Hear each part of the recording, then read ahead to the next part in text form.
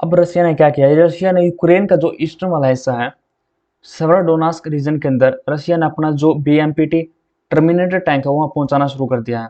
अगर इस मैप के माध्यम से देखें, यूक्रेन का जो ईस्टर्न वाला हिस्सा इस रीजन के अंदर डोनास्क और लुहांस्क को तो रशिया ने पहले इंडिपेंडेंट कंट्री देश घोषित कर दिया था, और इस रीजन के अंदर सेवरोडोनेस्क रीजन के अंदर रशिया पूरी तरह से इसको कैप्चर नहीं कर पाया, और यूक्रेन इस रीजन पे रशिया पूरी तरह से टक्कर दे रहा है, और इसलिए रशिया ने यहाँ पे जो अपने जो टर्मिनल टैंक है इसकी जरूरत पड़ी।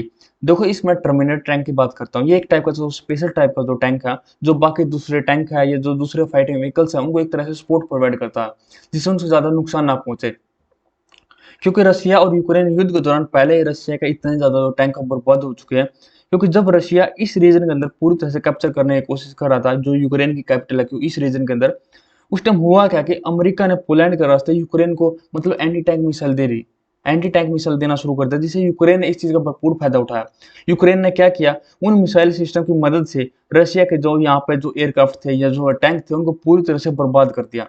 और मुझे लगता है कि रशिया के पास इतने ज्यादा टैंक नहीं बचा जितने यूक्रेन ने उनको बर्बाद करके अपने पास रख लिया था। और अब रशिया और नहीं चाहता कि हमारे जो टैंक हो ज्यादा बर्बाद हुआ, इसलिए रशिया ने यहाँ पे जो टर्मिनल टैंक है इसकी यहाँ पे जरूरत पड़ी, और ये वैसे बहुत ज्यादा पावरफुल है।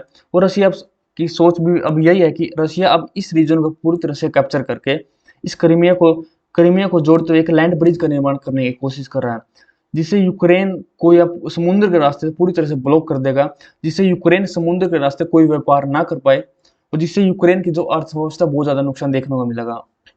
और ये देखना इस टाइप का जो टैंक है, इस टाइप का जो टैंक है यहाँ पे 3 आदमी इसके अंदर बैठ सकते हैं, एक आदमी ये और एक आदमी यहाँ पे और एक यहाँ इसके अंदर छुपा बैठा है, इसके अंदर बैठ सकते हैं।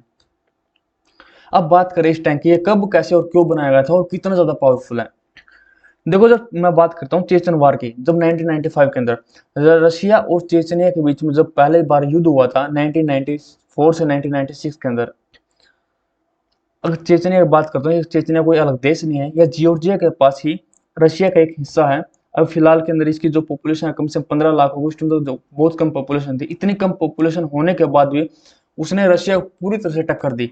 उसने रशिया के इतने जो टैंक थे वो बर्बाद कर दिए थे। मुझे लगता है कि रशिया ने इसके बाद ही जो जो टर्मिनेटर टैंक है इसकी बनाने की जरूरत पड़ी। और देखा जाए तो 2013 के अंदर इसका एक मॉडिफाई वर्जन भी आया जिसको नाम से जानते हैं BMPT-72 के नाम से जानते हैं। और उसके बाद देखा जाए तो रशिया ने यहाँ पे जो अफगानिस्तान युद्ध हुआ था या सीरिया का युद्ध हुआ था उसके अंदर भी उसने अपने जो इस टैंक को भेजना शुरू किया था, भेजे थे वहां पे जिससे रशिया को यहाँ पे वीजा प्राप्त हुई थी। और इसके बाद ही रशिया ने यहाँ यूक्रेन के अंदर यहाँ पे टैंक पहुंचाए हैं, टर्मिनल टैंक। अब देखते हैं यहाँ पे क्या कुछ होगा। और इसकी कुछ खासियत की बात करें, देखो ये जो टैंक है ना, जो टर्मिनल टैंक है, ये एक टाइप का जो दूसरे टैंक है, जो दूसरे फाइटिंग व्हीकल्स है उनको एक तरह से सपोर्ट प्रोवाइड करता है, जिससे उनको और ज्यादा नुकसान ना पहुंचे। क्योंकि पहले देखा जाए तो जो पहले जो टैंक थे उनके साथ एक सेना की टुकड़ी चलती थी। अब अगर ये जो टर्मिनल टैंक है अगर ये साथ में होगा ना, इसके साथ में अगर सेना की टुकड़ी कोई जरूरत नहीं है, ये अकेला ही काफी है। अगर इसके अंदर देख भी लेते हैं क्या क्या कोई वेपन्स, क्या हथियार इसके अंदर लगे हुए हैं। देखो मैं बात करता हूँ इसके अंदर वेपन्स की। देखो इस टर्मिनेटर टैंक के अंदर 4 एंटी टैंक मिसाइल लॉन्चर और 30 mm की ऑटो कैनन्स और 2 ग्रेनेड लॉन्चर और एक मशीन गन लगे हुए हैं।